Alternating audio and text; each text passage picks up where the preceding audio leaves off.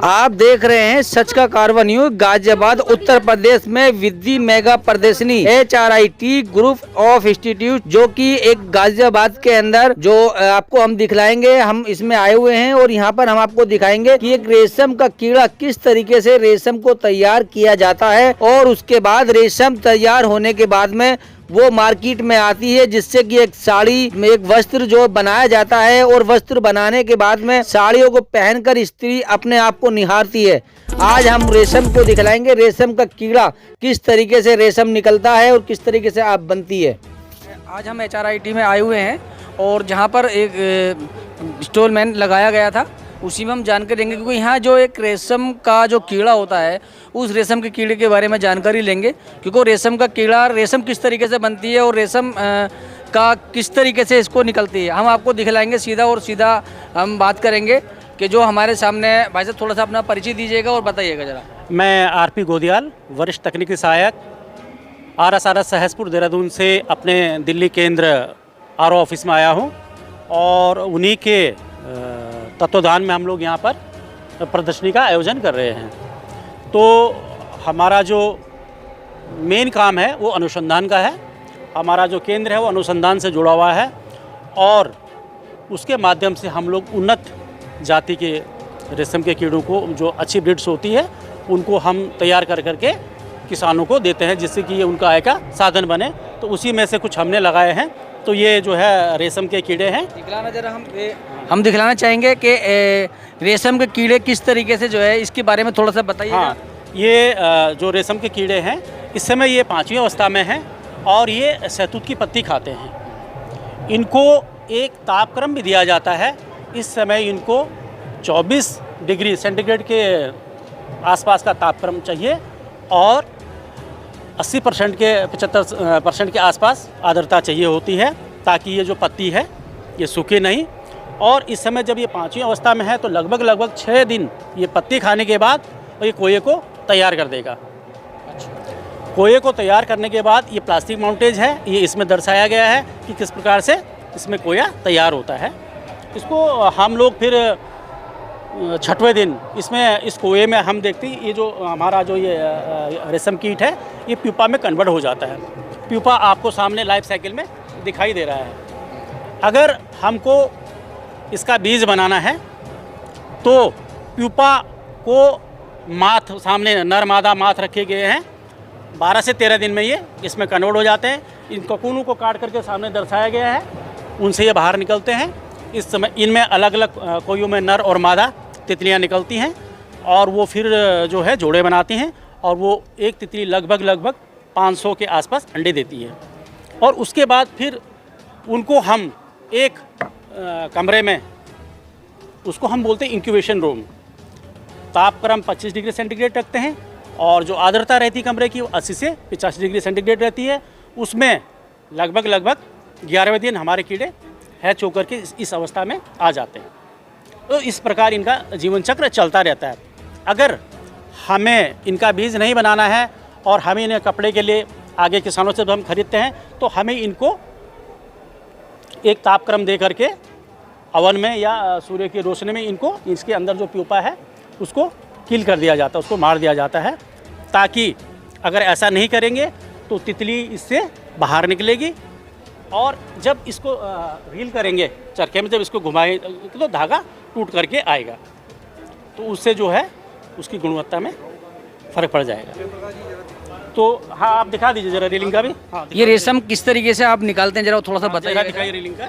ये हम आपको दिखला रहे हैं कि रेशम का किस तरीके से ये बीज को पानी में डाल के पहले उसको जो है डुबो दिया जाता है, ऑयल किया जाता है। उसके बाद में फिर उसको जो है धीरे धीरे इस पे चक्री पे चलाया जाता है और चक्री पे चलाने के बाद में इससे फिर वो रेशम निकलना शुरू होता है। इसको 95 डिग्री पर 6-7 मिनट तक जैसा सेल होता है उतना उबालना पड़ता है। इसके बाद में सम वेस्ट निकलेगा और इसका एंड मिल जाता है। इस एंड को जोड़ करके कम से कम 600 मीटर और मैक्सिमम 1200 मीटर तक एक ककून से इससे धागा मिल जाता है। इसका एवरेज डेनियर यानी इसकी थिकनेस को का यूनिट है वो डेनियर है।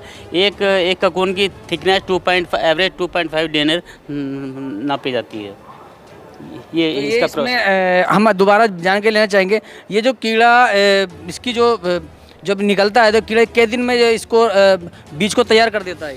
ये इसको अगर हम सही तापक्रम देंगे, इसके अलग अलग अवस्थाओं का अलग अलग तापक्रम है, लेकिन ये 25 दिन में ये जो है रेशम का कोया कोकून तैयार कर लेता है।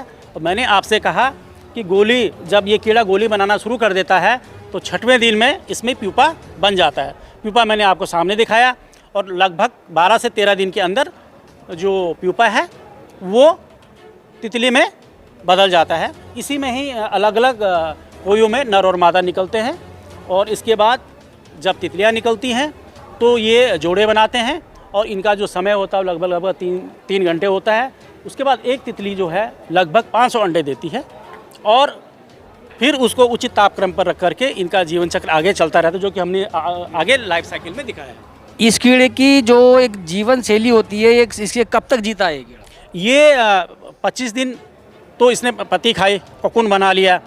12-13 दिन में तितली निकली, ये जिंदा रहा, क्योंकि इसने जो पत्ता खाया, जो उसके अंदर प्रोटीन उस पर जिंदा है, और अंडे देने के भी 3-4 दिन तक ये जिंदा रहती है। तो तकरीबन इसका 40 दिन तक एक 40 दिन का नहीं है, ये जो है 40, 25, 35, हाँ 40-42 दिन के आसपास का 40-42 दिन का इसका जीवन है। हाँ, 40-42 दिन में ये अपने जीवन को समाप्त कर देता तितली है। समाप्त हो जाती है। हाँ, जो कोकून बनने का है वो 25 से 26 दिन है। उसके बाद आगे की प्रक्रिया इसका जो अंडा बीज बनाने में, तितली बनने में। ये चक्री से जो आप रेशम निकालते हैं, रेशम चक्री से निकालने के बाद में फिर ये इसका आगे यूज किस तरीके से किया जाता है? आगे इसके बारे में मेरे साथी जयप्रकाश आपको बताएंगे। हम जयप्रकाश जी से बात करते हैं और जानकारी लेंगे। जरा थोड़ा सा ये बताइए, चक्री से जो इसको रेशम को लपेटा जाता है, उसके बाद में फिर ये आगे किस तरीके से यूज में आती है? इसका डिमांड जो है 20-22 डिनर की होती है, जिसकी साड़ी बनती है। वेडिंग साड़ी बनेगी तो उसको 2 प्लाई 3 प्लाई करना पड़ता है, लेकिन ज़्यादातर डिमांड 20-22 डिनर की होती है। 20-22 का एवरेज 21 लेके हम तो 2.5 से डिवाइड करते हैं, तो 8-9 कोकून का हमें एक धागा बनाना पड़ता है। और जब मशीन होती है, मल्टी एंड रीलिंग उसको बोलते हैं हम, एक लेबर एक दिन में 8 घंटे में यानी 1 किलो रेशम तैयार करती है, और वो करीब 2 किलो 800 ग्राम से 1 किलो धागा हमें मिल जाता है।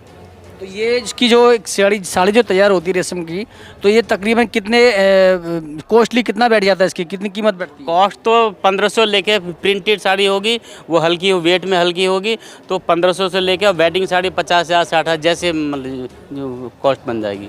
कांजीवरम साड़ी वो और महंगी होगी, वो वेडिंग साड़ी के नाम से वेट भी हैवी हो जाता है उसका। तो ये था जो हमने आपको दिखलाया कि रेशम का कीड़ा किस तरीके से, ये इसका जो खाना है वो खाना एक शहतूत के पत्ते हैं, और शहतूत के पत्ते इसको खिलाए जाते हैं, और इसका जो जीवन होता है वो 40 से 45 दिन का मात्र एक होता है। उसी में ये अपने रेशम को जो है निकालता है। और इसमें थोड़ा सा हमें ये बताइए, ये रेशम जो है कीड़ा तकरीबन कितनी रेशम निकाल देता है? ये एक गोली बनाता है, और इसमें 1000 से 1200 मीटर तक धागा होता है एक के अंदर, एक गोली के अंदर। मतलब देखिए कितनी गोली है।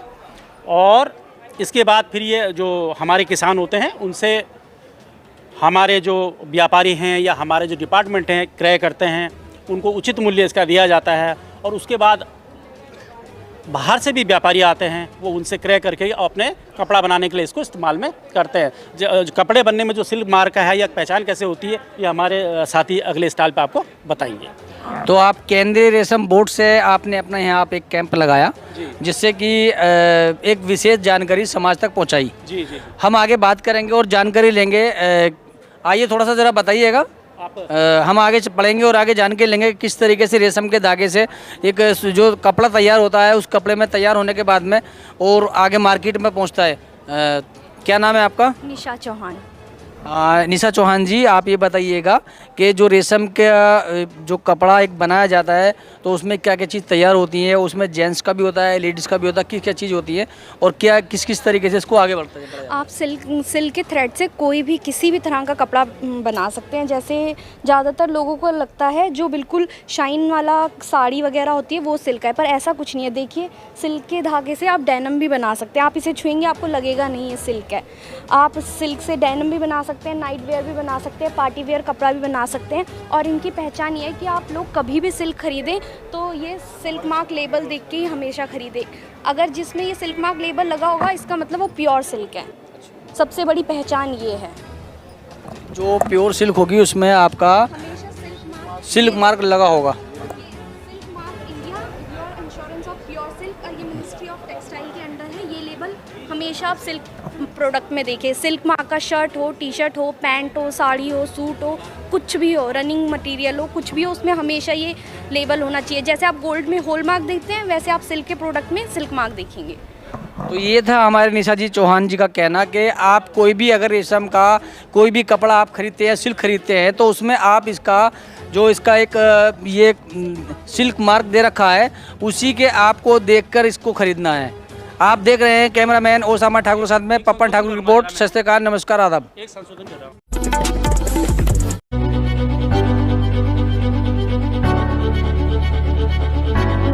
एप्लायंसेस की दुनिया का बेमिसाल संगम, हर खुशियों को लेंगे आप जीत, बस अपने जीवन में इस्तेमाल करें।